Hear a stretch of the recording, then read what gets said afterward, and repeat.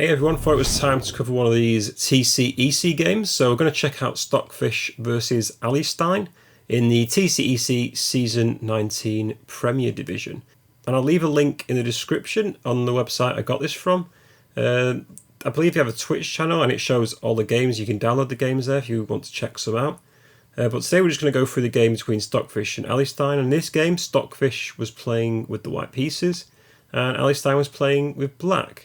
So we're going to go through the game, have a quick analysis and try and have a look at some variations.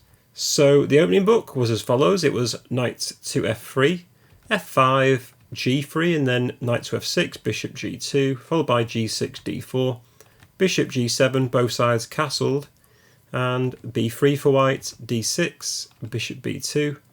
The queen went to e8 and after c4, knight to a6. This was the end of the book. So from here on in, the two engines are about to play.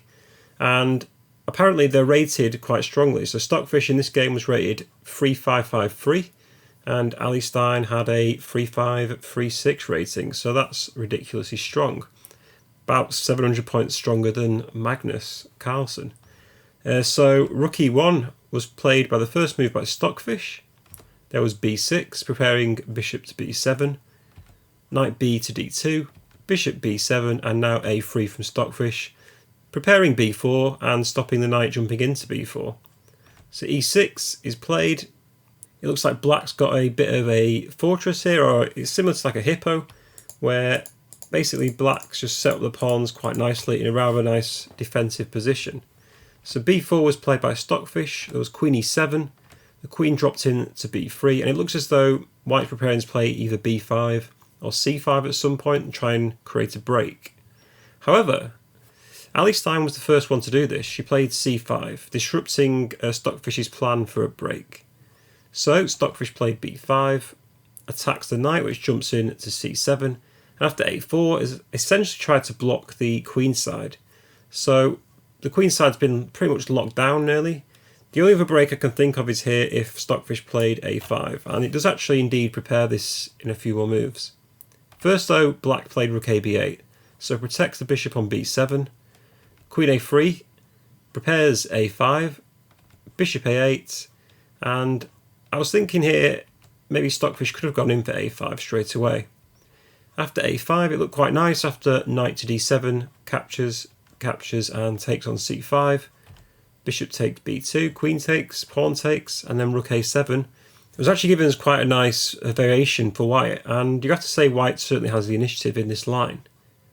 Going back to the game, e3 was played by Stockfish instead, supporting their d4 pawn, makes a lot of sense.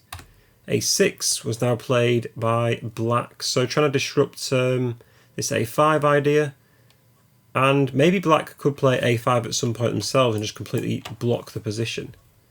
That's actually a strategy that human players employ against computers. Rook ac1 was played by Stockfish though, preparing to open up the c-file. Rook fe8, there was bishop c3, and now black does actually take on b5. I'm not sure if they should have locked it down or not, but they take on b5 anyway. Stockfish recaptures, and now actually unleashes the rook on this half-open c-file against the knight on c7. So if the knight jumps in to d5, Stockfish captures on c5, black recaptures, and all of a sudden actually white has an interesting position. They've got two connected pass pawns on the a and b file. As a consequence though, it looks as though black has a really solid centre, so it's going to be very difficult.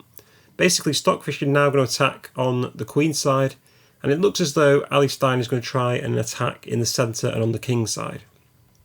Bishop b2 is played, moving the bishop away from that knight. e5 is played. As we can see, look at black's structure here, very nice. They've got complete domination of the centre. This bishop actually does a quite good job as well, and that will probably get traded by the bishop on g2 at some point.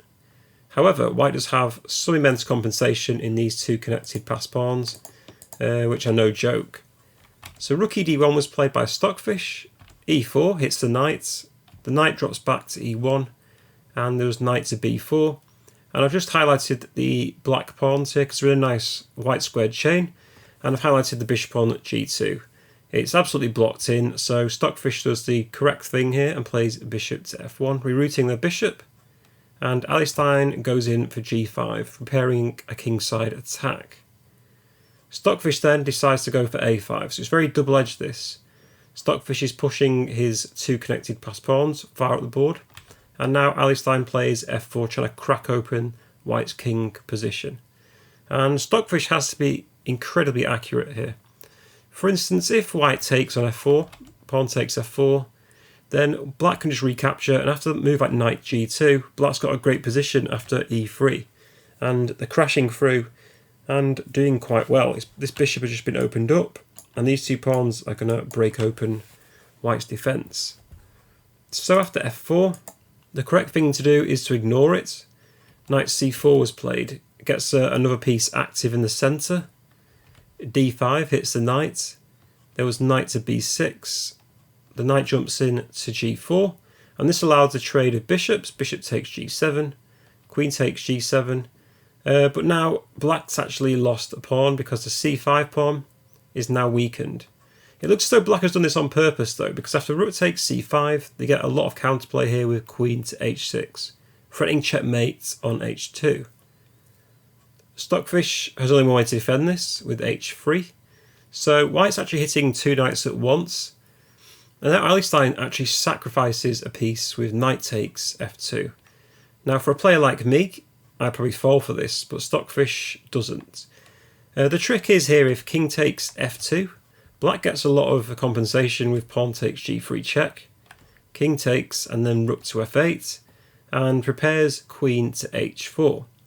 Now if White's greedy here and plays queen takes knight, then Black can play rook takes f1, and after king g2, there's queen h4, preparing queen f2 checkmates. And if White's even greedier, plays king takes f1, the point is rook f8 is coming in with queen f2 later on and checkmating the White king. So it doesn't matter how much material White's got, they're actually losing that position.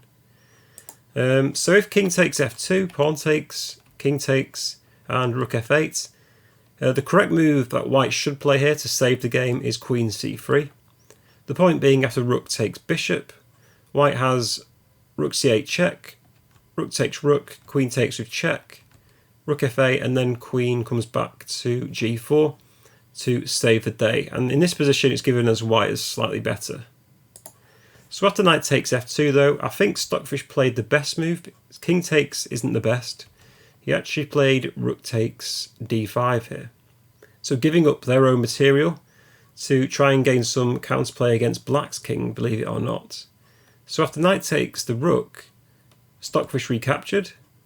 And the point being is now if bishop takes d5, after rook takes d5 and pawn takes g3, White's actually got a great position because he can play moves like queen to a2, which eyes up the king on g8. If the king sidesteps this, they've got queen a1 check, king g8, and moves like bishop c4, and White's actually got a winning position here with some discovered attacks coming against Black's king.